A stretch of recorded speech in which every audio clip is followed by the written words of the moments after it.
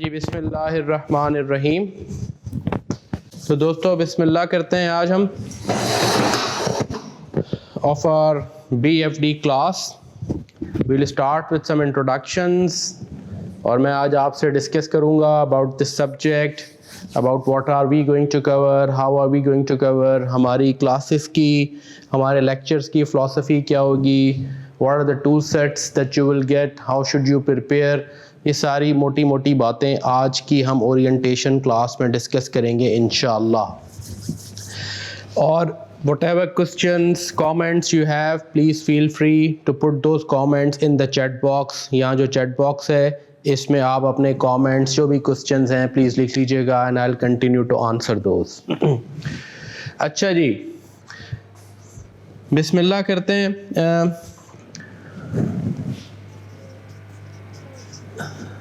Before we start this, let me briefly introduce myself. I am Khalilullah Sheikh. I am a fellow chartered accountant. I've been the president of your institute as well. I've been teaching this subject for last 17 plus years, and this will be nth number of BFD course that we will be going together, that we will be discussing together. The benefit of all that experience is जो कि आपको मिलेगा is that I'll be sharing with you exactly all those experiences and we'll be building within the हमारे recorded lectures में और classroom discussions में all the experiences that we have gathered in all those years. What are the typical issues the students face? What are the typical mistakes that we generally make? What is that it takes to not just pass but pass with flying colors? इस subject के issues क्या हैं, इस subject में लोग struggle क्यों करते हैं, और जनरली इस सब्जेक्ट की प्रिपरेशन के दौरान जो है how do we take that study forward, है ना, विनिंग स्ट्रेटजी इस सब्जेक्ट के लिए क्या होनी चाहिए। तो ये सारे जो एक्सपीरियंसेस हैं over a period of time जो मैंने आपके क्लासरूम इंटरेक्शन से, स्टूडेंट्स इंटरेक्शन से गैदर किए हैं, आई will be sharing you all those experiences. अच्छा, अब इस सब्जेक्ट के बारे में थोड़ा सा ब्रीफली देखें। ये जो बिजनेस फाइनेंशियल मैनेजमेंट का सब्जेक्ट है, इसके एक छोटी सी विंडो आप अपने कैफ लेवल पे देख चुके हैं।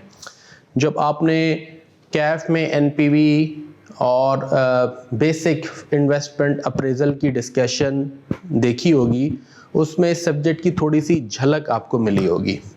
यहाँ आप वहीं बेसिक से स्टार्ट करके हम इस की जो है ना मोस्ट कॉम्प्लेक्स डिस्कशंस भी इस सब्जेक्ट में हम कवर करेंगे फाइनेंशियल मैनेजमेंट की। इस सब्जेक्ट का एक और इम्पॉर्टेंट एलिमेंट ये है कि this subject is also a mandatory subject for you to qualify to appear for MSA2, right. अगर आपका BFD और बिजनेस मैनेजमेंट क्लियर होगा तो आप MSA2 के लिए एलिजिबल होंगे। The knowledge base of financial management that you will gather here, वो नॉलेज बेस ही बेसिकली MSA2 में टेस्ट होगी। Competency level wise MSA2 is not difficult और is not even further than BFD। वो सिर्फ एक केस स्टडी सब्जेक्ट है where the mix of the different subjects and the knowledge bases that you have gathered are examined together in the form of case studies. So this subject is not just important कि आप BFD के अपने perspective से, but it's also important from the perspective of preparing for MSA2 as well, जो कि multi subject assessment 2 examination है आपका। अब इस सब्जेक्ट के बारे में हम थोड़ी सी बात कर लेते हैं कि इस सब्जेक्ट के बारे में कुछ मिथ्स हैं जो हम, और कुछ रियलिटीज़ भी हैं, कुछ परसेप्शंस हैं और कुछ रियलिटीज़ हैं। परसेप्शन ये है कि इस सब्जेक्ट डिफ़िकल्ट है पास करना। परसेप्शन ये है कि इस सब्जेक्ट का पास परसेंटेज कम है, यू नो। और रियलिटी ये है कि इस सब्जेक्ट की मुश्किल, हमें इस सब्जेक्ट में हमें मुश्किल 2 वजह से होती है। वन इज़ बिकॉज हमारी जो बेसिक अरिथमेटिक स्किल्स वीक होती हैं इस वजह से, और हमारी एनालिटिकल स्किल्स वीक है, इस वजह से हम इस सब्जेक्ट में कुछ लोग स्ट्रगल करते हैं। If you are good analytically and if your basic arithmetic skills are strong, you will actually enjoy this subject. ये जो सब्जेक्ट है फाइनेंशियल मैनेजमेंट का, इसमें हम डिसीजन मेकिंग करते हैं प्राइमरीली, यू नो।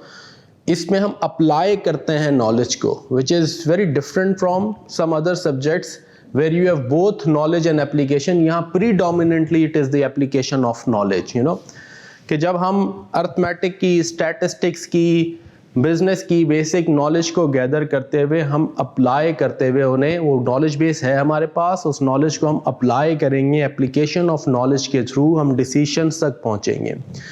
ये सब्जेक्ट प्रीडोमिनेंटली न्यूमेरिकल सब्जेक्ट है। 75 to 80% ऑफ जो पेपर है आपका, वो आपकी नंबर क्रंचिंग पे है।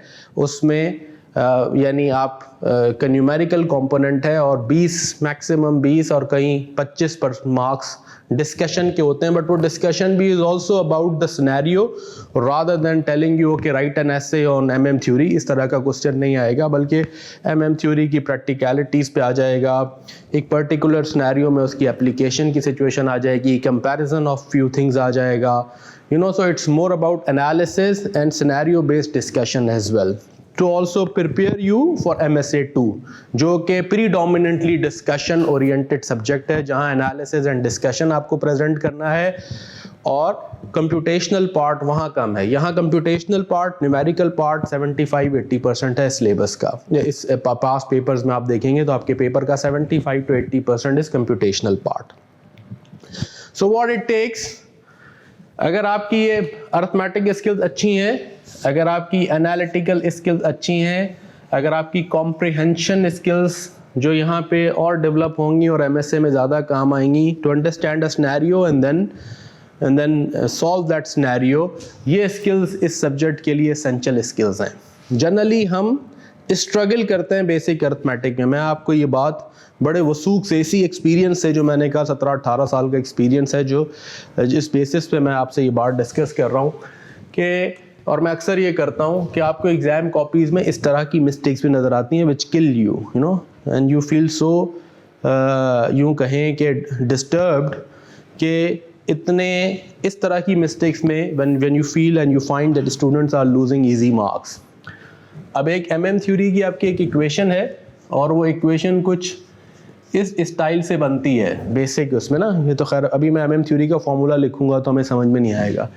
अगर आप एग्जाम में से सॉल्व करते हुए ये हरकत कर रहे होंगे तो imagine, I mean what impression are you living, you are a final level student and कितनी बेसिक अर्थमेटिक के इश्यूज पे आप अपने मार्क्स लूज कर रहे होंगे। और if you don't know how to apply an annuity formula, इस फॉर्मूला के बेसिक्स अगर आपको नहीं पता कि ये फॉर्मूला कैसे अप्लाई होगा, ये फॉर्मूला कितनी डिस्काउंटिंग पीछे करता है और इसमें NI के पीरियड्स को कैसे सिंक्रोनाइज करते हैं, अगर इसकी एप्लीकेशन में आपको प्रॉब्लम हो रही होगी, परपेचुइटी की एप्लीकेशन में आपको प्रॉब्लम है और आप इसमें लूज कर रहे हैं easy marks, you know, so that's very unfortunate.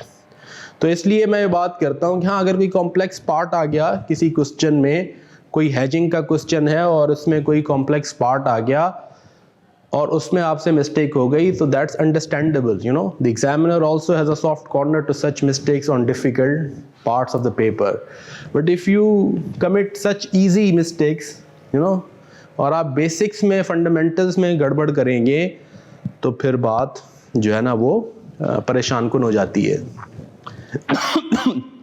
या exchange rate, you know, exchange rate determination, you know, identifying the buying and the selling rate, ये तो फंडामेंटल है।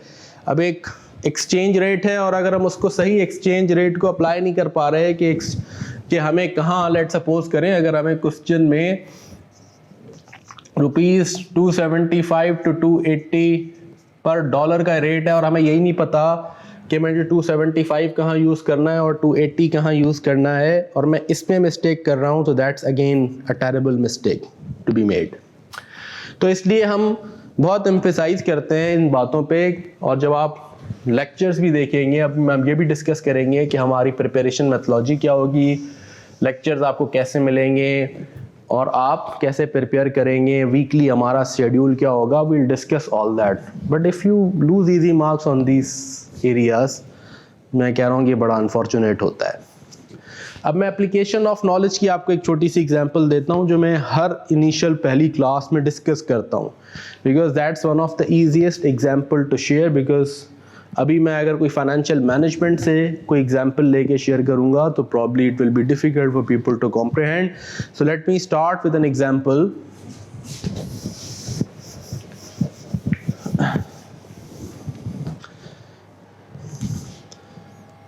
हमने ये कॉन्सेप्ट पढ़ा हुआ होगा इन्वेंट्रीज में NRV का, नेट रियलाइजेबल वैल्यू का। कितने लोगों ने नेट रियलाइजेबल वैल्यू का कॉन्सेप्ट पढ़ा हुआ है?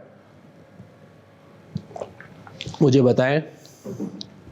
And what is NRV, what is net realisable value? लिखें चैट बॉक्स में what is NRV and when are stocks written down to NRV लिखें जी। What is net realisable value in terms of stocks?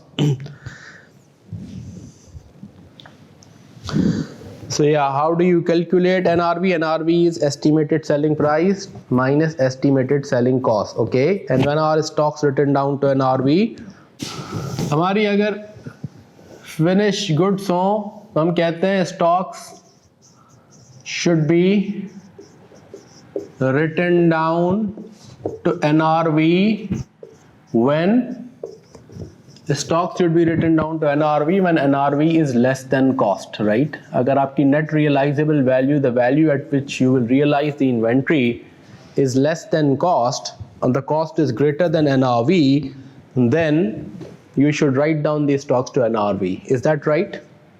Right? अब आ जाएं NRV किसे कहते हैं? NRV जैसे उन्होंने कहा sir this is estimated selling price minus estimated selling cost, right? Cost to sell, estimated selling cost क्या है, एस्टिमेटेड कॉस्ट टू सेल क्या है? Of course it's all estimated, जब तक हो ना जाए एवरीथिंग इज एस्टिमेटेड, राइट? इसीलिए वर्ड एस्टिमेटेड है। कॉस्ट क्या है? Again estimated selling price minus estimated GP, general gross profit आपका, right? Again estimated because unless it is realised it's all estimated, you know. अब यहां तक है जैसे मैं कहता हूँ कि नॉलेज बेस है। फाइनेंशियल मैनेजमेंट के कई topics actually start from here, that's the application. दिनों के आप यहाँ तक आपको पता है, ये नॉलेज बेस आप अक्वायर कर चुके हैं। अब मैं आगे बढ़ रहा हूँ। अब अगर मैं आगे बढ़ूँ तो ये मैं सेलिंग प्राइस को माइनस कर दूँ तो ये बन जाएगा माइनस एस्टिमेटेड सेलिंग कॉस्ट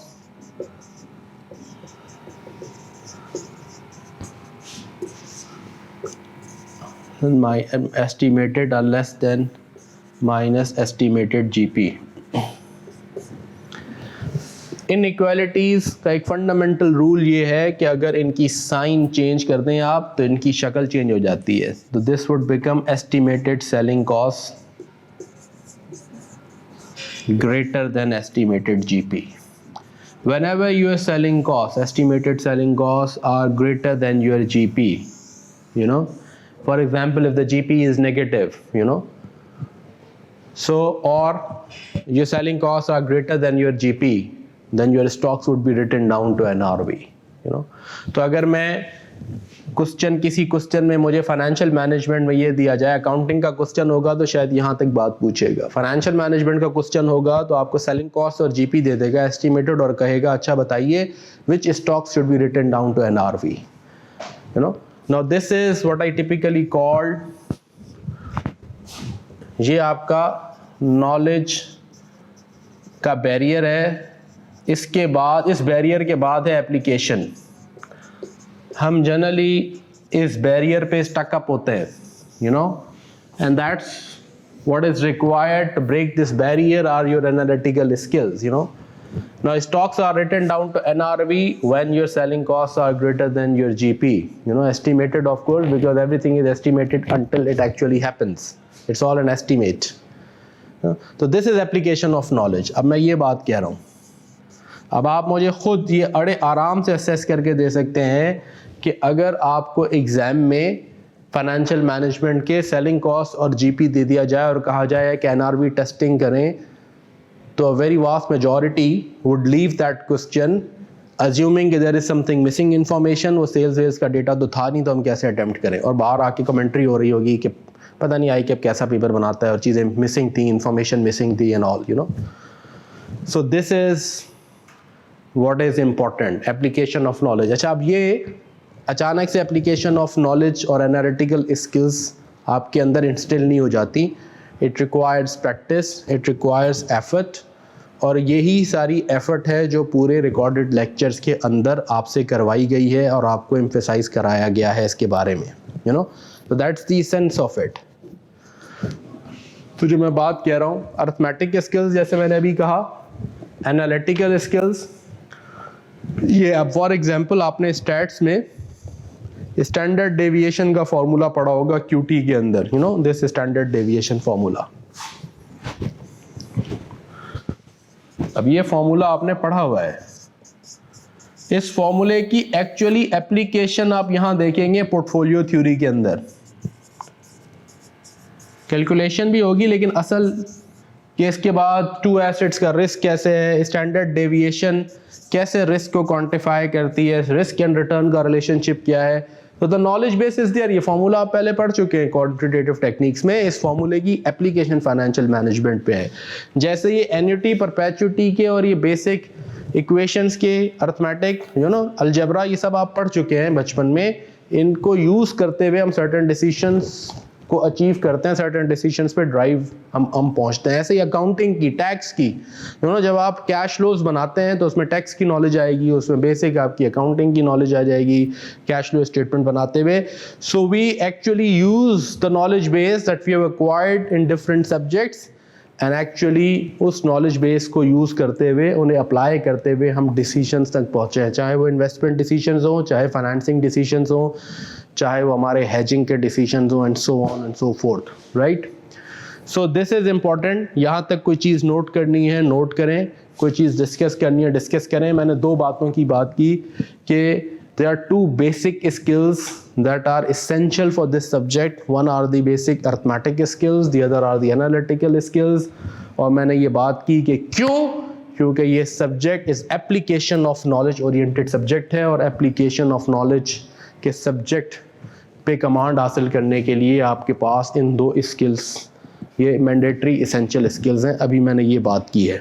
यहाँ तक किसी का कोई क्वेश्चन है, कोई सवाल है, मुझसे डिस्कस करें। यहाँ तक any discussion, any question? How many of you feel that you need to work on these arithmetic and analytical skills? कितने दोस्त ये समझते हैं कि उन्हें इस पे मेहनत करने की ज़रूरत है? वो yes लिखें। Yes, 1, 2, 3, 4. So how do you prepare for it? Then the question comes in, how do we sharpen these skills, right? हम अपनी इन स्किल्स को कैसे इन्हांस करें, इनको कैसे मजबूत करें। So the answer to this is कि जो आपकी एंट्री टेस्ट की किताबें होती हैं, राइट, जिसमें वर्ड प्रॉब्लम्स होते हैं, जिसमें आपकी डिफरेंट और पजल्स होती हैं, न्यूमेरिकल पजल्स होती हैं, इलस्ट्रेटिव ग्राफिकल पजल्स होती हैं, आप इनको, अच्छा न्यूमेरिकल प्रॉब्लम्स या वर्ड प्रॉब्लम्स होते हैं उसमें, और वर्ड प्रॉब्लम्स 3 लाइन 4 लाइन का वर्ड प्रॉब्लम होगा और आपको अक्सर ऐसा महसूस होगा where to start from. Now attempting these type of questions you know help you enhance और sharpen your analytical skills fast, इस तरह के। तो एंट्री टेस्ट के जो ये जितने क्वेश्चंस होते हैं, और बिल्कुल ऐसे ही एंट्री टेस्ट में जो कॉम्प्रिहेंशन के सवालात होते हैं, जो है ना, जिसमें पैराग्राफिंग हुई भी है और उसमें आपसे क्वेश्चंस पूछे गए हैं उस अबाउट जो भी एक राइटअप है, ऐसे है, आर्टिकल है, और उसके पास नीचे आपके क्वेश्चंस होते हैं। इस तरह के क्वेश्चंस भी आप अटेम्प्ट करें। These questions help you enhance your comprehension skills. तो जब आप एग्जाम का क्वेश्चन रीड करते हैं, your ability to drive the right और the relevant information and then using that information, ये स्किल भी आपकी इन्हांस होती है इससे। तो जो एंट्री टेस्ट की जो बुक्स हैं और एंट्री टेस्ट के जो क्वेश्चंस हैं, चाहे वो आपकी कॉम्प्रिहेंशन के हों या ये अर्थमेटिक के क्वेश्चंस हों, उन्हें आप अटेम्प्ट करें, इससे आपकी ये स्किल्स इन्हांस होंगी। और इसमें कोई शर्म की बात नहीं है, यू नो, अगर एक स्किल है जिसको हमें अपनी इन्हांस करना है, so there is no harm in उसकी किताब लें और उस पर वर्क करें। अब हम आते हैं, इज दैट ओके? अब हम आते हैं a bit more कि इस सब्जेक्ट, क्योंकि आज की इस ओरिएंटेशन क्लास का ऑब्जेक्टिव ही यही है कि मैं सब्जेक्ट से आपको सब्जेक्ट का तारुफ कराऊं एक्चुअली, और उसकी ओरिएंटेशन कराऊं आपको। अच्छा, अब एक स्किल और है जो आपको डेवलप करनी है, और वो स्किल है of using your CV computer based software जो है आपका, जिस पे आपका एग्जाम होगा, उसकी practice, because that's also will become an important skill set और is becoming an important skill set from your exam perspective.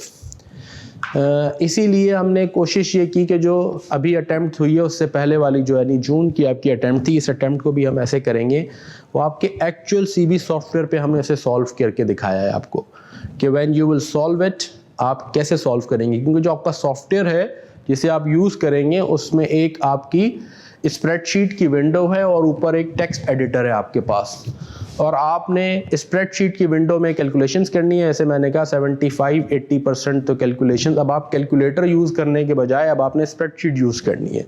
पहले हम एम्फेसाइज करते थे कि you should be good at calculator, you should still be good at calculator, the calculator will still be handy, you know, but more important is how you use that spreadsheet, क्योंकि अब आपने उस spreadsheet में उसमें करना है और उससे फिर आपने अपनी कैलकुलेशंस ऊपर पेस्ट करनी है टेक्स्ट एडिटर में, वहाँ नीचे छोड़नी नहीं है। और वो spreadsheet has some features which are similar to Excel and it doesn't have some features that Excel has, है ना। तो उस इंटरफेस से अपने आप को फेमिलियराइज करना, उस पर प्रैक्टिस करना is equally important, you no. हम इस सब्जेक्ट के लिए कहते हैं कि इसमें दोनों ही कंपोनेंट इंपॉर्टेंट है। मैं आगे जाके और इसको डिस्कस करूंगा, एक कॉन्सेप्चुअल क्लैरिटी और दूसरा प्रैक्टिस। बहुत सारे लोग इस मुगालते में भी रहते हैं कि जी मुझे समझ में आ गया तो बस बात खत्म हो गई।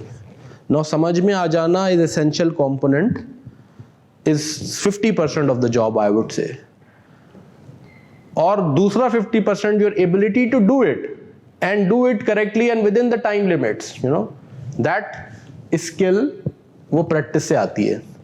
मुझे एक चीज़ समझ में आ गई, that's not enough। वो जब समझ में आने के बाद जब तक आप उसकी प्रैक्टिस नहीं करेंगे, आप एग्जाम में आपसे हाथ नहीं चलेगा, you will not be able to do it।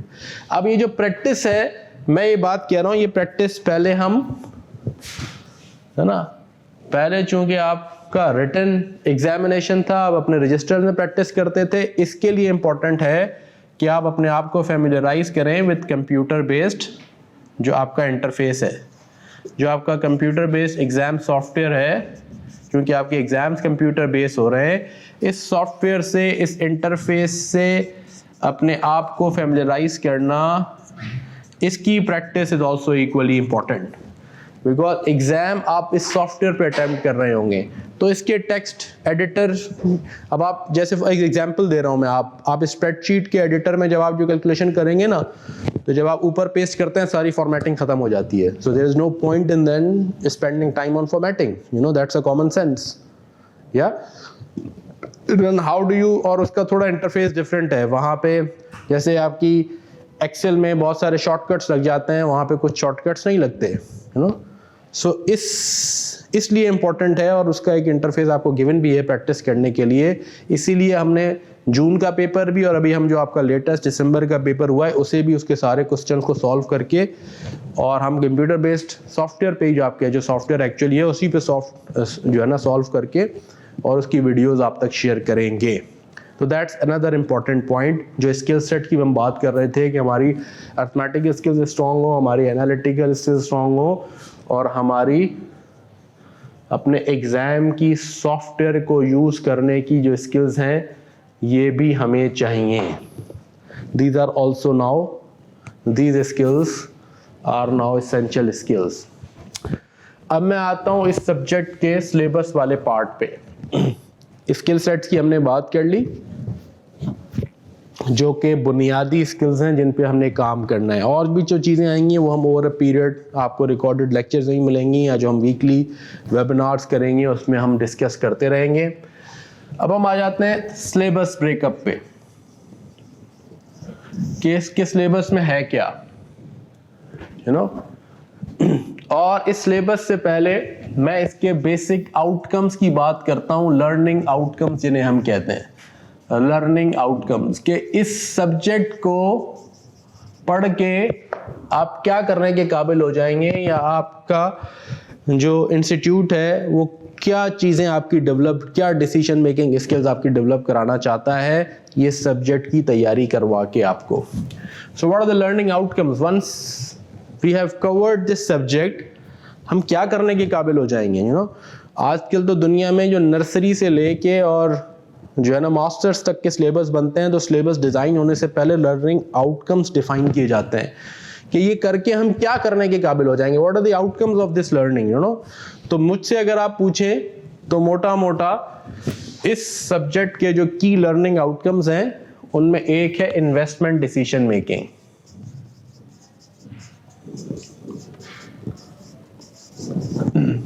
ये सब्जेक्ट पढ़ के आप इन्वेस्टमेंट्स के डिसीजंस करने के काबिल होते हैं. You gain the ability to make investment decisions, यानी फॉर एग्जांपल यानी उनकी फाइनेंशियल इकोनॉमिक वायबिलिटी असेस करने के काबिल होते हैं. अब मैं एक 4 प्रोडक्ट्स जो है मेरी ऑलरेडी है, मैं एक 5वीं प्रोडक्ट लॉन्च करना चाहता हूँ. Is the 5th project financially viable or not? Is it economically feasible to launch that project? Is it profitable in accounting terms or not? तो financial management में मैं कहूँगा is it financially viable or not? तो उस पूरे project की financial viability assess करना, you know. मेरी एक फैक्ट्री कराची में है, क्या मैं दूसरी फैक्ट्री लगाऊं फैसलाबाद में या ना लगाऊं, you know. Is that factory going to be financially economically feasible और not? Technical feasibility engineers determine करेंगे, फाइनेंशियल इकोनॉमिक फीजिबिलिटी हम फाइनेंस के प्रोफेशनल्स असेस करते हैं. एंड फाइनेंशियल फीजिबिलिटी ही की बेसिस पे इन्वेस्टमेंट का डिसीजन होगा कि I will be investing billions in that product और in that factory, should I do और नॉट, यू नो. तो ये फैसले करने, या given there are multiple investment options which is financially economically the most suitable one, और which 2 और 3 are, how do we rank them, how do we prioritise them. हम अपनी लैंग्वेज में कहते हैं how would we ration the capital amongst the projects. तो ये फैसले करने के हम काबिल होते हैं ये पढ़ने के बाद. और जब आप सिलेबस देखेंगे, मैं सिलेबस का ब्रेकडाउन लिखूंगा, उसमें भी ये बातें लिखी हुई होंगी. दूसरा, हम फाइनेंसिंग डिसीजंस करने के काबिल होते हैं ये सब्जेक्ट पढ़ के कि अच्छा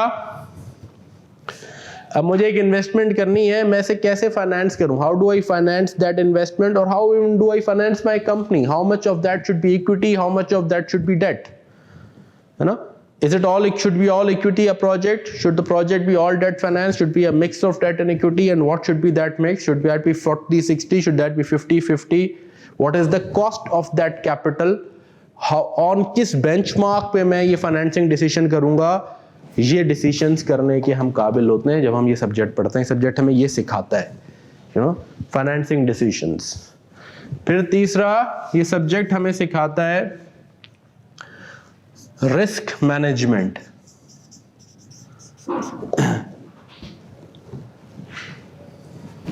खतरा, रिस्क, उसको पहचानना, और जब एक बार पहचान लिया तो उस खतरे से अपने आप को बचाना कैसे है, उस खतरे को मैनेज कैसे करना है, ना, वो उन खतरात मिटिगेटिंग फैक्टर्स कौन से इंट्रोड्यूस करने हैं, अपने आप को हेज कैसे करना है, प्रोटेक्ट कैसे करना है अगेंस्ट दैट रिस्क. ये बात हम यहाँ पढ़ते हैं, चाहे वो खतरा एक्सचेंज रेट रिस्क का हो, यू नो. अगर एक्सचेंज रेट्स फ्लक्चुएट करते हैं जैसे कि अभी हमने देखा है, they seriously impact businesses, you know. तो एक्सचेंज रेट्स की एडवर्स मूवमेंट अफेक्ट्स बिजनेसेस, ये खतरा है, it's a risk. How do you insulate yourself, how do you protect और hedge yourself against that. Interest rates increase होते हैं, आपकी significantly borrowing cost increase हो जाती है. नाउ दिस इज अ खतरा which is called interest rate risk, है ना, इंटरेस्ट रेट के बढ़ने का खतरा. Now how do you, once you have identified that risk, how do you manage that risk, how do you protect, insulate yourself against that risk, how do you hedge against that risk. Share price ऊपर नीचे होती हैं, they generate a risk which is called the share price risk or a fair value risk. How do you insulate yourself against that risk? That risk management is what we will be discussing. खतरे को पहचानना, उस खतरे से अपने आप को protect कैसे करना है, रिस्क मैनेजमेंट कैसी करनी है, ये बातें भी हम इसमें पढ़ते हैं. एक और डिसीजन भी हम इसमें पढ़ते हैं जिसमें हम कहते हैं डिविडेंड डिसीजंस. ये भी एक पीरियोडिक डिसीजंस हैं जो हमें करने होते हैं. किसी भी कंपनी में कि प्रॉफिट अर्न हुआ, उस प्रॉफिट का कितना पोर्शन डिविडेंड की फॉर्म में डिस्ट्रीब्यूट किया जाए, और कितना रिटेन या फ्लो बैक किया जाए इन द बिजनेस। सारा का सारा डिस्ट्रीब्यूट कर दिया जाए, सारा का सारा रिटेन कर लें, कुछ दे दें, कुछ रिटेन कर लें, कितना दें, कितना रिटेन करें, all that is in the form of dividend decisions, you know. इसके अलावा भी छोटे छोटे और आउटकम्स हैं, बट ये मैं समझता हूँ ये 3 तो मोटे आउटकम्स हैं, और उसके बाद एक चौथा ये भी है। इसी इन्वेस्टमेंट डिसीजंस में हम एक और इम्पॉर्टेंट डिसीजन भी पढ़ते हैं, जैसे मर्जर्स एंड एक्विजिशन कहते हैं। वो भी एक इन्वेस्टमेंट ही है। जब आप किसी कंपनी को अक्वायर करते हैं, वो भी ऑल्सो एन इन्वेस्टमेंट डिसीजन, तो उसको भी हम लेकिन सेपरेटली एज अ टॉपिक पढ़ते हैं। तो अब इन्हीं आउटकम्स के इर्द गिर्द आपका सिलेबस डिजाइंड है। इन्हीं आउटकम्स को मद्देनजर रखते हुए the syllabus has been designed. और सिलेबस को अगर मैं बड़ी बड़ी मोटी मोटी हेडिंग्स में ब्रेक करूं, तो उन बड़ी बड़ी मोटी मोटी हेडिंग्स में क्या आएगा? पहला आएगा basic investment appraisal.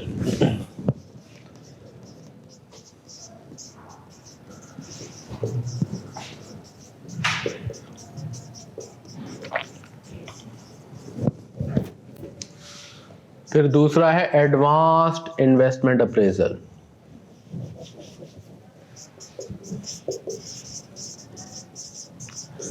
Investment and financing decisions कह लें।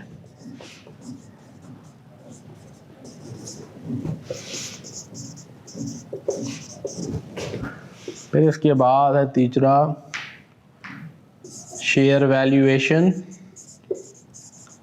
और इसी के साथ है प्लस मर्जर्स एंड एक्विजिशंस।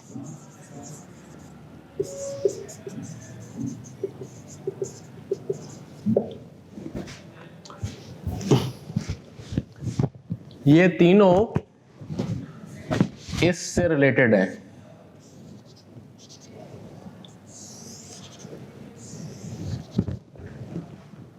ये तीनों में हम इन्वेस्टमेंट एंड फाइनेंसिंग डिसीजन, अगर मैंने एक्विजिशन भी करनी है तो एक्विजिशन को फाइनेंस कैसे करना है ये भी हम देखेंगे। Acquisition is also an investment decision, you know. ये तीनों major areas in 2 learning outcomes के अगेंस्ट जो है ना, आप इनको मैप कर सकते हैं कैटेगोरिकली।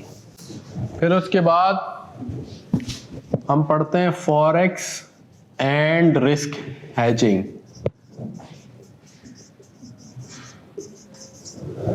फिर उसके बाद है dividend policy decisions.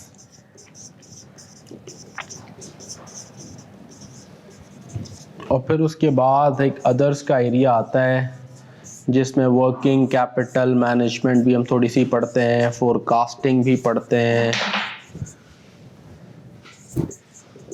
Ratio analysis भी पढ़ते हैं, एंड सो ऑन। इस बेसिक इन्वेस्टमेंट अप्रेजल में इस पे हम आपके सारे NPV, IRR, sensitivity analysis, capital rationing, etcetera etcetera, asset replacement decisions, ये सारी बातें यहाँ पढ़ते हैं हम सेपरेटली। एक टॉपिक इसी का टॉपिक एक है जिसको हम सेपरेटली भी पढ़ते हैं। एक टॉपिक इसी से रिलेटेड है, लीज और बोरो, लेकिन ये हम अलग से पढ़ते हैं। लीज और बोरो डिसीजंस, ये फाइनेंसिंग डिसीजंस हैं प्राइमरीली, इनको भी हम सेपरेटली पढ़ते हैं as a topic, although they are part of the basic investment and financing decisions. अब ये जो advance investment and financing decisions हैं,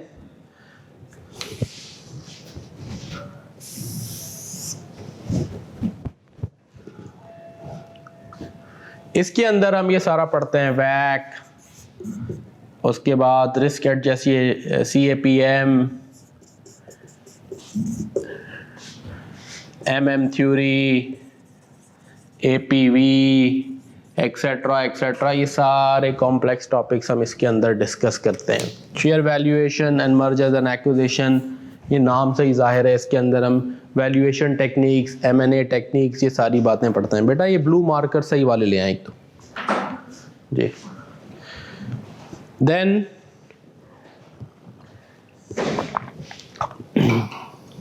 फॉरेक्स एंड रिस्क हेजिंग, इसके अंदर हम एक्सचेंज रेट रिस्क से लेके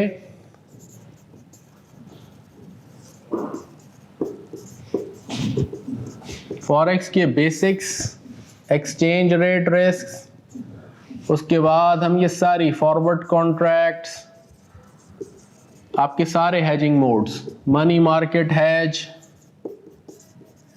futures, options, swaps, etcetera etcetera, ये सारी बातें पढ़ते हैं। इसके अंदर हम रिस्क हेजिंग में ना सिर्फ फॉरेन करेंसी की रिस्क हेजिंग पढ़ते हैं, इंटरेस्ट रेट रिस्क, ये सारी बातें इसमें हम पढ़ते हैं।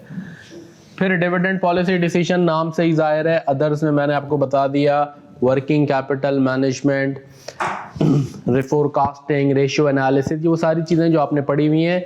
इसमें अंदर वर्किंग कैपिटल मैनेजमेंट में जनरल वर्किंग कैपिटल मैनेजमेंट है,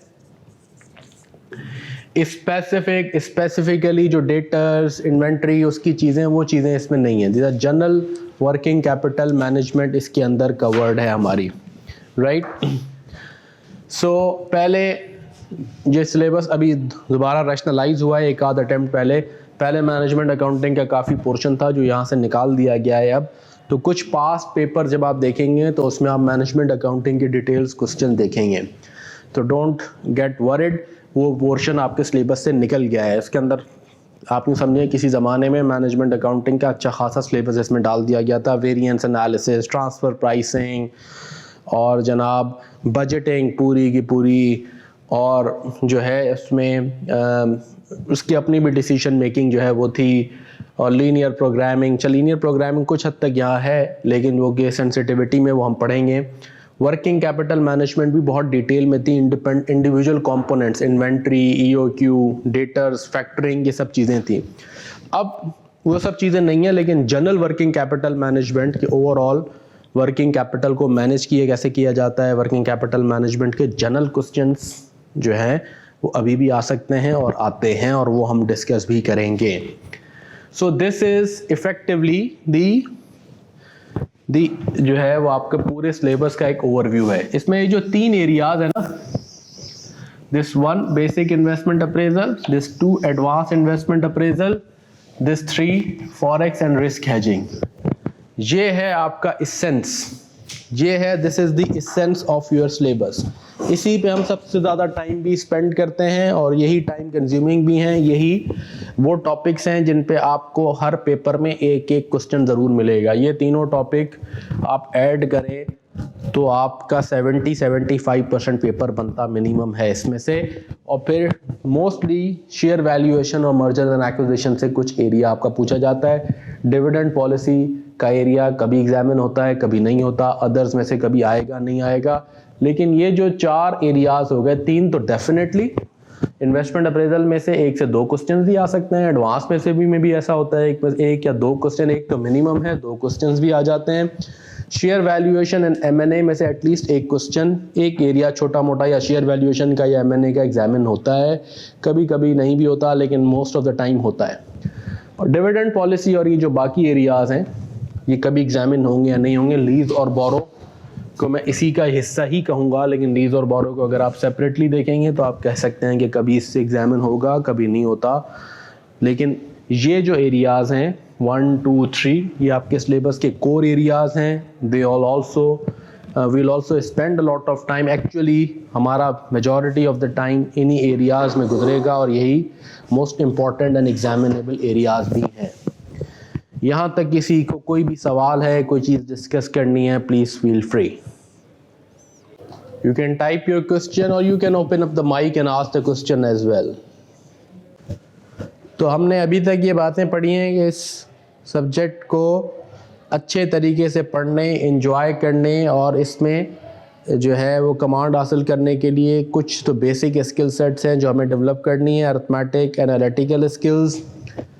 फिर हमने ये बात पढ़ी कि हमें अपने सॉफ्टवेयर पे भी हैंड्स ऑन होना है, और हम उसकी कराएंगे आपको जो सारे रिकॉर्डेड लेक्चर में ये सारी बातें। अब जैसे मैं कह रहा हूँ पिछला पूरा पास्ट पेपर आपको सॉफ्टवेयर पे हमने सॉल्व करके दिखाया है। तो जब आप उन लेक्चर्स को देखेंगे so you will get accustom to the software, कि सॉफ्टवेयर को कैसे यूज़ करना है, और जो है कैसे आंसर्स प्लेस होते हैं, how do we write, how do we articulate the answers, how we do the calculations, वो सारी चीज़ें आपको उसमें सिखाई भी गई हैं और आपको मज़ीद ख़ुद भी नेचुरली उसकी प्रैक्टिस करनी है।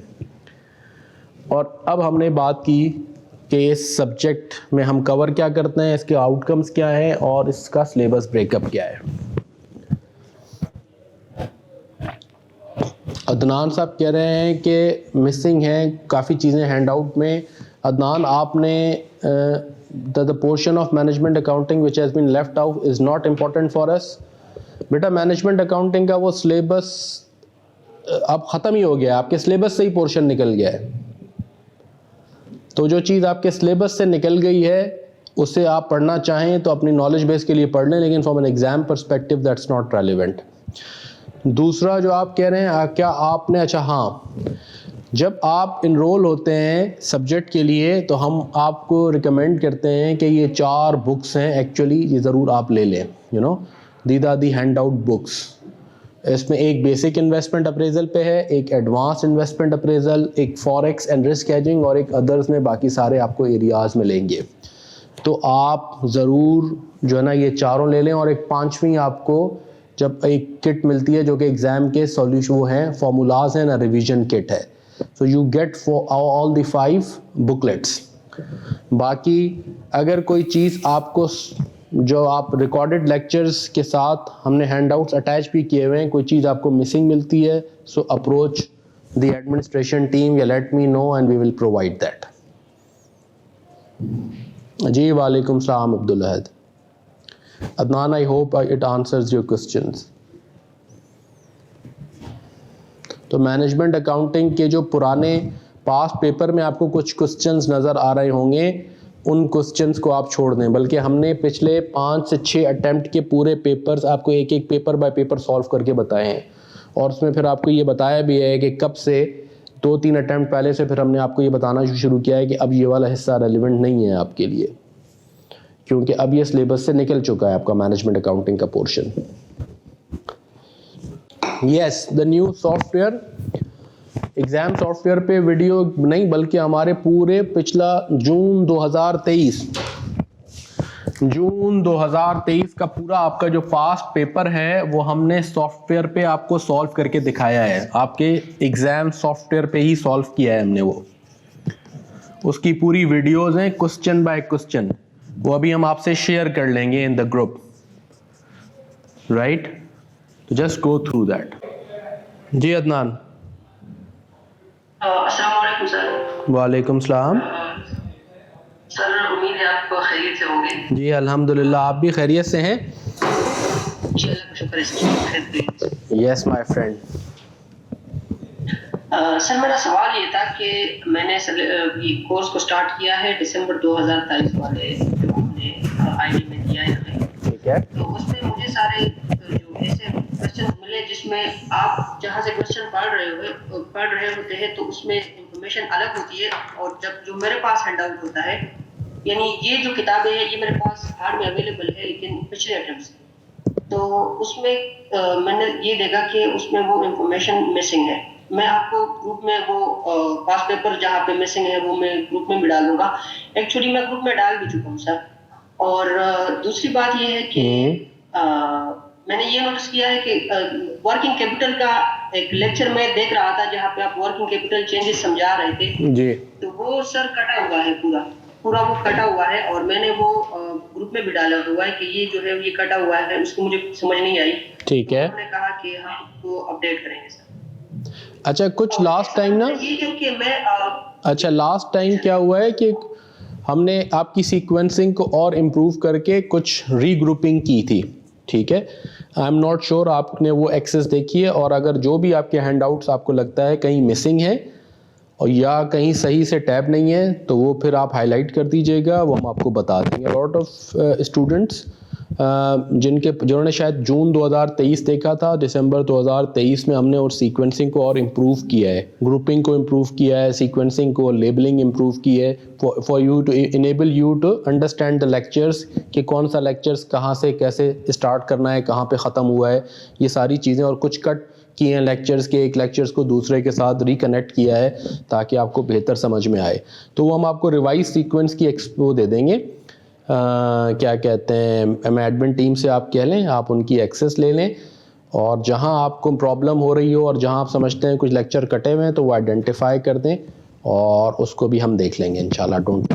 जहां तक वर्किंग कैपिटल का ताल्लुक है, वर्किंग कैपिटल में याद रखिए कि वर्किंग कैपिटल को इसलिए भी हमने कुछ जगहों पे कट किया है कि पहले वर्किंग कैपिटल मैनेजमेंट अकाउंटिंग के पर्सपेक्टिव से पढ़ाया गया है, और उस मैनेजमेंट अकाउंटिंग के पर्सपेक्टिव से जब वर्किंग कैपिटल मैनेजमेंट पढ़ाया गया तो उस वक्त आपके सिलेबस में मैनेजमेंट अकाउंटिंग का पूरा वर्किंग कैपिटल का एरिया मौजूद था जिसमें बहुत डिटेल्स थी। Now those details are not relevant for you. For example inventory की EOQs, buffer stock, safety stock, ये डिस्कशन अब रेलेवेंट नहीं है। डेटर्स की फैक्टरिंग एंड ऑल ये अब रेलेवेंट नहीं है। तो कुछ चीज़ें जब आपके सिलेबस से निकल गई तो अकॉर्डिंगली आपके लेक्चर्स को भी उसी हिसाब से फिर वो टेलर किया गया है, एडिट किया गया है। But in any case we will also recheck it and we will let you know. ठीक है, और बताइए अदनान। यस सर, एक बड़ा सवाल ये है कि पिछले अटेम्प्ट्स का वो मेरे पास किताबें हैं, तो सर मैं इस अटेम्प्ट के लिए ये किताबें दोबारा ऑर्डर करूं या वो ठीक है सर? नहीं, कोई ज़रूरी नहीं है, बस जो चेंजेस हैं आप बता दीजिएगा एडमिन को। कुछ हमने जो इंक्लूड किए हैं चीज़ें वो आप एडिशनल हम आपको भेज देंगे। वो कोई बहुत ज़्यादा चीज़ें भी नहीं है, या फ्यू थिंग्स ओनली। ठीक है जी, थैंक यू सर। अब आप अपना माइक म्यूट कर दें, किसी और को सवाल पूछना है तो वो अनम्यूट कर ले। अब्दुल अहद, आपके क्वेश्चन को मैंने आंसर कर दिया about the new software. Anything else you want to ask? Okay, nothing additional, thank you. अब किसी का और कोई सवाल है तो मुझसे डिस्कस करें, फिर मैं अब ये डिस्कस करूँगा कि हमारी ये फ़िलासफ़ी कैसे चलेगी, how would we continue our learning and all, lectures कैसे मिलेंगे आपको। ये मैंने किताबों की आपसे बात कर ली और हमारा आगे सिलसिला कैसे चलेगा। अभी तक कोई सवाल और है तो मुझसे डिस्कस कर लें, then I am going to start this. अच्छा जी, अब हमने पढ़ना पढ़ाना कैसे है, हमारा क्लास का सिलसिला कैसे चलेगा, मैं इसको डिस्कस कर लेता हूँ ब्रीफली। देखिए आपके पास क्या क्या टूल सेट्स अवेलेबल हैं। हमारी टीचिंग लर्निंग फिलॉसफी क्या होगी?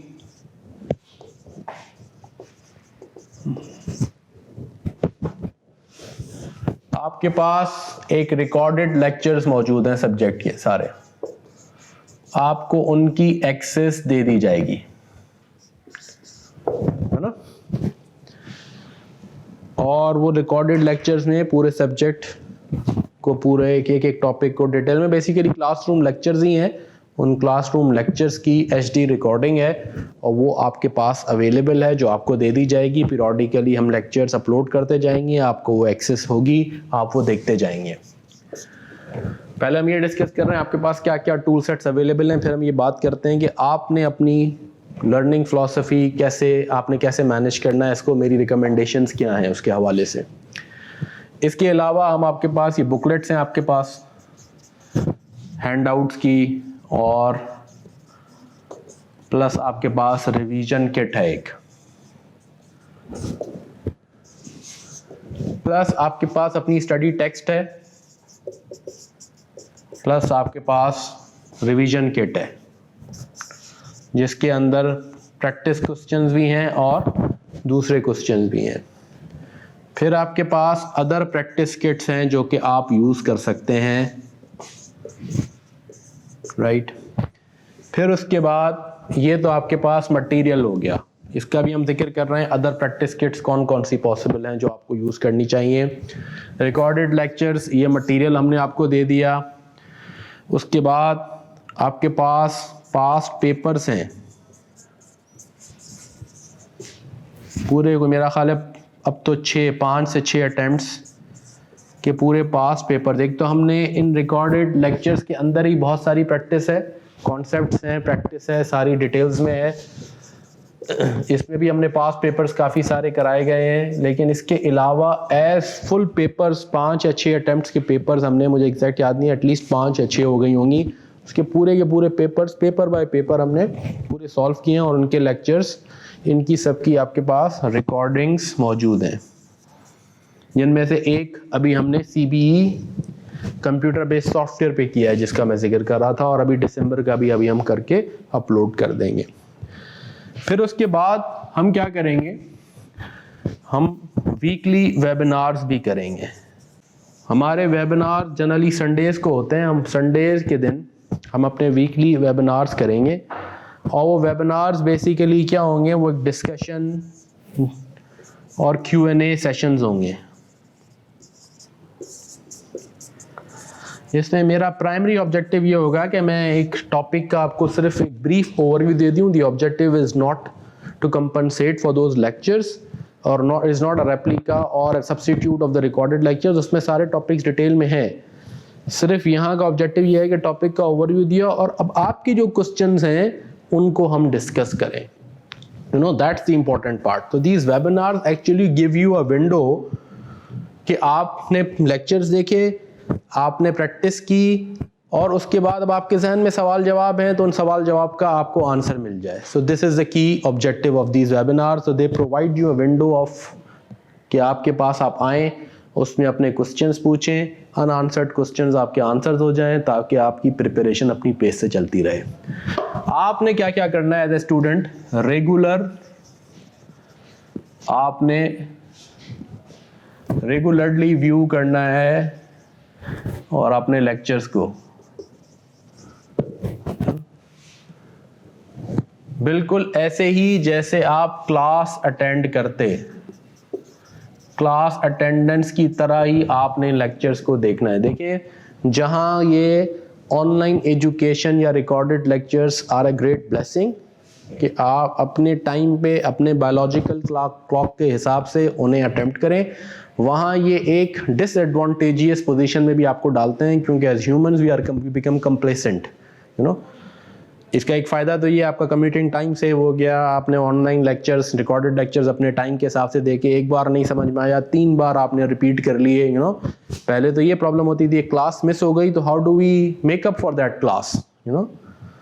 अब तो आपके पास वो लेक्चर मौजूद है, आप रिवाइंड करके दोबारा देख लें, दूसरी बार देख लें, तीसरी बार देख लें, यू हैव दैट लग्जरी।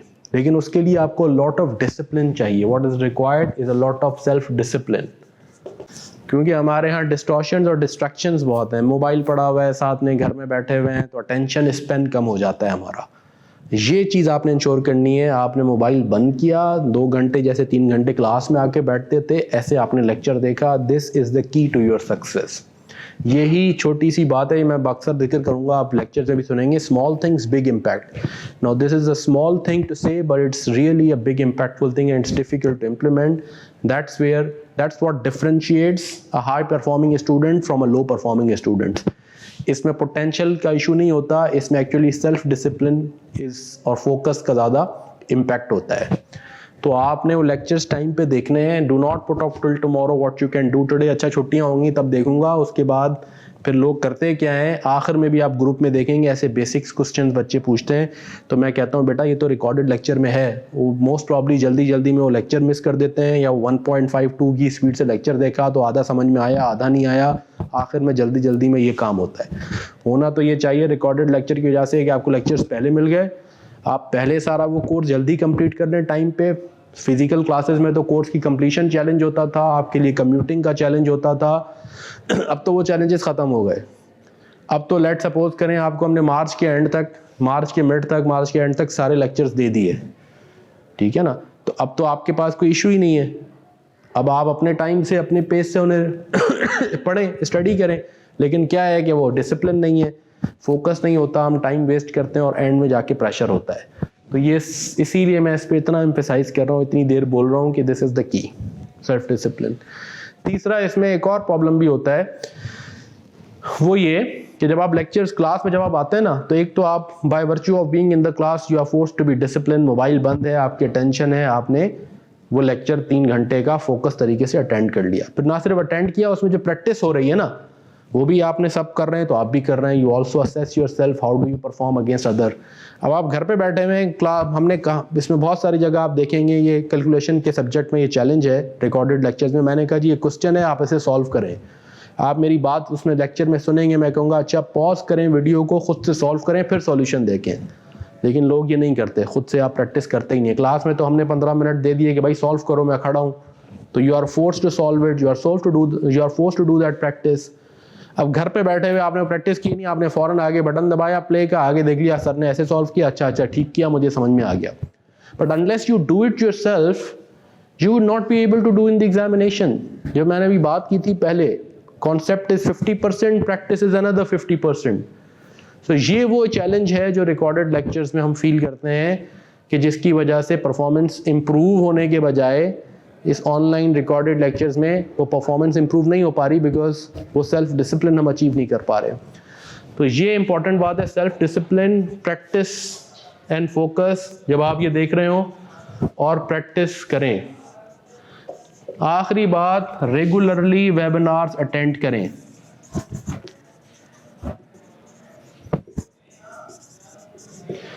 फिर मॉक या हम टेस्ट लेते हैं, वो भी टाइम पे अटेंड करें। अब चूंकि आप हमें फोर्स करें ना मुझे कि सर टेस्ट लें, मॉक लें, ये उल्टा होता है। मैं कहता हूं, अब लास्ट टाइम भी 80-90 अगर स्टूडेंट्स क्लास में थे तो 3 या 4 ने एक मॉक अटेंड किया। मुझे बताएं आप, इतनी तकलीफ़ की बात है कि एक मॉक हम ले रहे हैं और मॉक एग्ज़ाम से 1 नॉच अबव हम बनाते हैं, ताकि अगर आप मॉक क्लियर करें तो हम भी जो है ना, गालिब गुमान और गालिब एविडेंस ये होती है कि जिसने मॉक क्लियर किया वो एग्ज़ाम ज़रूर क्लियर करता है। आप आते ही नहीं हैं। उसमें हम आपको ऐसे ही पेपर चेक करके इंडिविजुअल आपके इश्यूज आइडेंटिफाई करके देते हैं। तो इट्स अ सपोर्ट मैकेनिज्म, लेकिन हम उसको अवेल नहीं करते। तो वो भी आपने करना है। बल्कि मेरी तो सजेशन ये होगी कि you guys should be actually forcing me कि सर आप इस टॉपिक का मॉक करें, इस टॉपिक का मॉक करें, फिर पूरे सब्जेक्ट का मॉक करें। It's usually the other way around. मैं आपसे रिक्वेस्ट कर रहा होता हूँ, भाई मॉक हो रहा है, आके अटेम्प्ट करें। और हम उसका ऑब्जेक्टिव क्या होता है? Simulate the exam environment, come and sit here and solve it, you know. So once you come, you sit, you solve, तो एग्जाम प्रेशर की भी आपकी सिमुलेशन हो जाती है, आपकी अपनी तैयारी की भी सिमुलेशन हो जाती है, प्रिपरेशन भी पता चल जाती है। फिर जब कॉपी आपको चेक होके मिलती है तो आपको अपने इश्यूज भी आइडेंटिफाई हो जाते हैं। So this is how we will go, these are the mechanism, ये आपके पास सारे अवेलेबल होंगे। आज के बाद अब जैसे ही ये लेक्चर है, इस लेक्चर की रिकॉर्डिंग भी, इस वेबिनार की, और लेक्चर के बेसिक इन्वेस्टमेंट अप्रेजल के लेक्चर्स जो हैं वो हम अपलोड कर देंगे, वो आप देखना शुरू करें। नेक्स्ट संडे जब हम मिलेंगे इंशाल्लाह, तो नेक्स्ट संडे को हम इन्वेस्टमेंट अप्रेजल की डिस्कशन करेंगे। मेरी अजम्पशन ये होगी कि आप वो लेक्चर्स जो अपलोड हुए हैं वो देख के आए हैं, उसके हवाले से जो आपके सवाल जवाब होंगे वो फिर हम डिस्कस करेंगे और हम उस टॉपिक को भी ब्रीफली कवर करेंगे। So this is all about from my side. Anything further you would like to ask? हमने इसमें ये भी डिस्कस कर लिया कि हमने एक चीज़ मुझे और बतानी है, वो मैं बताऊंगा, फिर मैं लेक्चर क्लोज करूंगा। But in the mean time आप जो है जो चीज़ नोट करनी है बेटा, इसकी भी एक पिक्चर लें और भेजें। जी एक क्वेश्चन आया है, जी जफर, आपने कोई और इंस्टीट्यूट से BFD लेक्चर्स लिए हैं, should I need to prepare new notes register? You don't need to prepare new notes, rather you may amend the notes, लेकिन प्रैक्टिस आप ज़रूर करेंगे। जो प्रैक्टिस पहले की गई है उसे रखें, एडिशनल प्रैक्टिस जो हम करवा रहे हैं वो करें। और अब आपके पास वो नॉलेज बेस है, यू नो। अब जब आप लेक्चर सुने तो जहाँ जहाँ आप समझते हैं कि आपको अमेंड करनी है और इवन कोई नए नोट्स बनाने हैं तो वहाँ बनाएं। नॉट नेसेसरीली कि आप सारा पुराना मटेरियल डिस्कार्ड कर दें, you can still use it. अगर आपने बनाया हुआ है, जहाँ उसे ट्वीक करनी है उसे ट्वीकिंग कर लें उसकी। Is that okay? Topic sequence वही है जिस पे हम आपको अपलोड कर रहे होंगे। बेसिक इन्वेस्टमेंट अप्रेजल पढ़ेंगे हम, फिर हम एडवांस इन्वेस्टमेंट अप्रेजल पढ़ेंगे। उस एडवांस इन्वेस्टमेंट, बेसिक और एडवांस इन्वेस्टमेंट अप्रेजल पढ़ने के बाद अब आप 2 पाथ ले सकते हैं। आप फॉरेक्स पहले पढ़ लें या आप मर्जर्स एंड एक्विजिशन पहले पढ़ लें, that is fine. But basic investment appraisal, advance investment appraisal हम कवर करेंगे, फिर हम दूसरे टॉपिक्स पढ़ेंगे। This is what I would recommend. और इसी सीक्वेंस में लेक्चर्स हम अपलोड भी करते जाएंगे अपने। Hammad, is that okay? क्योंकि देखें जो बेसिक इन्वेस्टमेंट अप्रेजल है ना, उसकी एप्लीकेशन हर जगह है। इवन फॉरेक्स में भी जब आप कुछ टॉपिक्स पढ़ेंगे ना, मनी मार्केट हेज वगैरह, और उसमें कहीं डिस्काउंटिंग या उसकी ज़रूरत पड़ेगी आपको, क्या कहते हैं, टाइम वैल्यू ऑफ मनी के कॉन्सेप्ट को अप्लाई करने की, तो basics of investment appraisal clear होंगे और फॉरेक्स में भी एक जगह आके एडवांस इन्वेस्टमेंट अप्रेजल आता है। तो बेसिक इन्वेस्टमेंट अप्रेजल आपने पढ़ा ही नहीं हुआ तो आप एडवांस कह रहा हूँ सॉरी, ओवरसीज इन्वेस्टमेंट या फॉरेन इन्वेस्टमेंट अप्रेजल आता है फॉरेक्स के अंदर। तो अगर आपने बेसिक इन्वेस्टमेंट अप्रेजल नहीं पढ़ा हुआ तो आप फॉरेन इन्वेस्टमेंट अप्रेजल कैसे पढ़ सकते हैं? सो बेसिक इन्वेस्टमेंट अप्रेजल तो बहुत ही इंपॉर्टेंट है। बेसिक के बगैर आप एडवांस इन्वेस्टमेंट अप्रेजल भी नहीं पढ़ सकते। तो पहले बेसिक इन्वेस्टमेंट अप्रेजल है, फिर मेरी रिकमेंडेशन ये है कि उसी सीक्वेंस में आप एडवांस इन्वेस्टमेंट अप्रेजल पढ़ लें। फिर उसके बाद आप चाहें तो मर्जर्स एंड एक्विजिशंस और शेयर वैल्यूएशन पढ़ लें, या वो बाद में ही पढ़ सकते हैं, फॉरेक्स पढ़ लें, लेकिन बेसिक इन्वेस्टमेंट अप्रेजल से स्टार्ट करें आप। अच्छा, अब मैं क्या करूँगा इस वेबिनार से, जब हमें फ़ायदा ये होता है, जो हमारा टाइम सेव होता है, उसमें what I try to do is I try to enrich the lectures further. मज़ीद प्रैक्टिस क्वेश्चंस रिकॉर्ड करके आपके लिए अपलोड कर दें। ये जो अभी दिसंबर का पास पेपर हुआ है इसको कंप्यूटर पे सॉल्व करके आपके लिए अपलोड कर देंगे। जहाँ जैसे भी अदनान दोस्त ने कहा कोई किसी लेक्चर में ऐसा लग रहा है कि चूँकि सिलेबस चेंज हुआ है, कुछ कटिंग मुनासिब नहीं है, वो लेक्चर री रिकॉर्ड करा दिया आपके लिए। तो these are the things that we will be doing for you. और वो हम आपको अपडेट भी करते रहेंगे कि ये नए लेक्चर्स और अपलोड हो गए हैं, ये लेक्चर सीक्वेंस में ये चीज़ ऐड कर दी गई है। The team will continue to update you on that. Is that okay? अच्छा, अब रीडिंग मटेरियल पे आइए। हाँ, दो बातें मुझे और करनी थी, एक नहीं। एक तो आपका study text and revision kit, this is important, your own revision kit. Other practice kits में आपके पास देखिए आपकी और अकाउंटिंग जो बॉडीज़ हैं उनकी प्रैक्टिस किट्स हैं, जिनमें ACCA की किट आती है, F9 की, NP4, फिर इसमें ICIW की एक प्रोफेशनल लेवल की फाइनेंशियल मैनेजमेंट, उसकी रिवीजन किट आप ले सकते हैं, ठीक है। और इसमें आप जो एक मज़ीद रिसोर्स ले सकते हैं वो टैक्समैन्स फाइनेंशियल मैनेजमेंट है, वो भी ले सकते हैं, ठीक है जी। सो अब लेकिन इसमें करना ये है कि ये रिवीजन किट हर चीज़ हर टॉपिक के लिए यूज़ नहीं करनी। My suggestion would be that your preparation should be topic by topic, और आपका बैरोमीटर क्या होगा टू असरटेन, टू बेंचमार्क के एक टॉपिक की मेरी प्रिपरेशन कंप्लीट हो गई या नहीं हुई। अगर आप कोई एक टॉपिक देख लेना, जैसे फॉर एग्जांपल वैक का टॉपिक है, वैक weighted average cost of capital,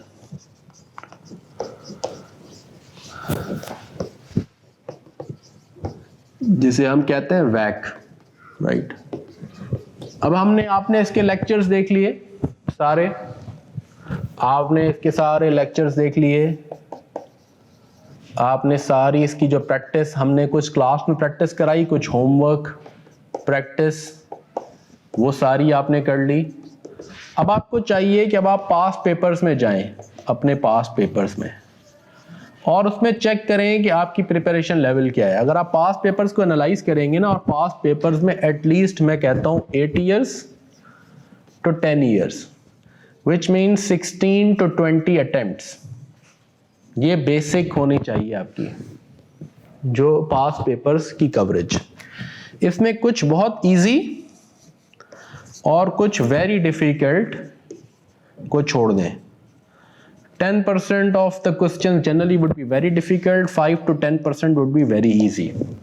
ये आपका बेंचमार्क नहीं है, आपका बेंचमार्क ये है जो कि 80% हैं, जो कि डिफिकल्ट की रेंज में आप कह सकते हैं। इजी, ये वेरी इजी कह लेता हूं मैं, और ये इजी टू डिफिकल्ट की रेंज में। ये 80% ऑफ द क्वेश्चंस अगर आपसे 80% करेक्ट हो गए, विच मीन 64% मार्क्स आ गए आपके इसमें, यू नो, तो आपका टॉपिक की प्रिपरेशन कंप्लीट हो गई। You move on to the next topic. आप PhD करने नहीं बैठे किसी टॉपिक पे, you have other subjects to prepare for as well. So smart work is also important, you know. तो अगर आपने वैक की कर ली, अच्छा, अब अगर आपसे 80% भी मैं इसलिए कह रहा हूँ, थोड़ी बहुत सिली मिस्टेक्स हो गई, कोई कॉन्सेप्चुअल ब्लंडर, कोई ऐसी मेजर मिस्टेक्स नहीं हुई। लेकिन अगर आप स्ट्रगल कर रहे हैं और आपसे नहीं हो रहा ये 80% ऑफ द क्वेश्चंस आपसे अटेम्प्ट ही नहीं हो रहे, क्वेश्चंस पढ़ते हैं समझ नहीं आता कैसे शुरू करूं, बेसिक में आप रुक जाते हैं, तो फिर आप चेक करें कि कहाँ कि आपने लेक्चर्स ढंग से देखे हैं, ये काम कर लिया है, और फिर आप एडिशनल प्रैक्टिस किट पे जाइए अदर। अब आप इस टॉपिक के लिए ओनली, वैक के लिए आप चले जाइए, हो सकता है आप F9 is a relevant material, वो हम अपलोडेड भी हैं कि कौन कौन से टॉपिक के लिए कौन कौन सी।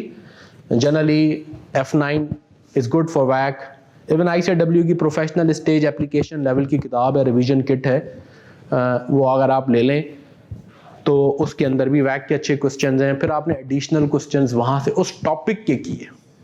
You know, you don't have to cover every topic from every material that you are referring to. ये रेफरेंस बुक्स हैं। अब एक टॉपिक में आपकी अचीवमेंट हो गई, नेक्स्ट टॉपिक में होता है क्या है, इट्स द रिवर्स जनरली। जिस टॉपिक के क्वेश्चन हमसे हो रहे होते हैं, हम फिर उसकी और प्रैक्टिस किए जा रहे होते हैं, और प्रैक्टिस किए जा रहे होते हैं। We spending more time on that and less time on the topics that we are struggling with, जहाँ में मज़ा नहीं आता, उसको हम आखिर के लिए पार्क करते हैं, और वो आखिर आती नहीं है, फिर वो एंड में फिर हम प्रेशर में आ जाते हैं। तो पहले हमें ये करना चाहिए कि 80% वाली अगर हमने थ्रेशोल्ड सारे टॉपिक का अचीव कर लिया और हमारी प्रिपरेशन, फिर आप मजीद प्रैक्टिस और कीजिए, कोई हर्ज नहीं है, you know. But this is how you should approach your practice. I hope I have answered this question Adnan. अब अगर आपके जहन में कोई और क्वेश्चन है मुझसे पूछें।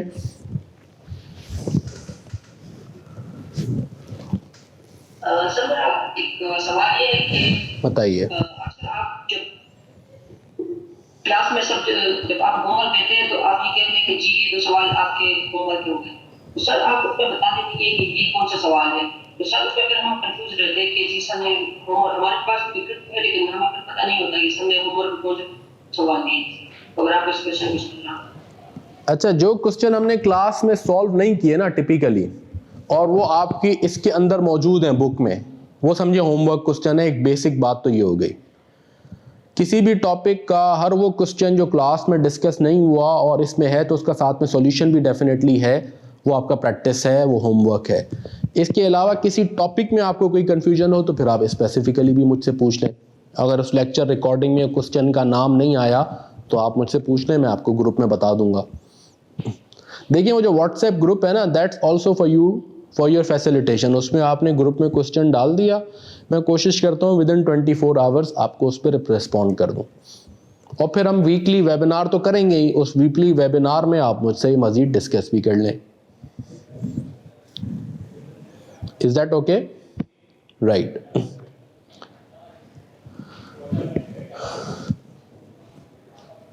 सो दोस्तों, with this we conclude today's webinar, ठीक है। और हम इंशाल्लाह मिलेंगे नेक्स्ट संडे। अंटिल देन आप अपना बहुत ख्याल रखें, और इंशाल्लाह हम नेक्स्ट संडे को मिलते हैं और हम बेसिक इन्वेस्टमेंट अप्रेजल के टॉपिक को डिस्कस करेंगे। स्टार्ट करना सब्जेक्ट की हम डिस्कशन शुरू कर देंगे। उससे पहले आज ही और आज रात तक अपलोड हो जाएंगे बेसिक इन्वेस्टमेंट अप्रेजल के लेक्चर्स, और आप उनको एक हफ़्ता होगा आपके पास मंडे टू सैटरडे, जिसमें आप उनको देखेंगे और नेक्स्ट संडे हम उनकी डिस्कशन करेंगे। ठीक है जी। With this thank you so much, अपना बहुत ख्याल रखें। अस्सलाम वालेकुम।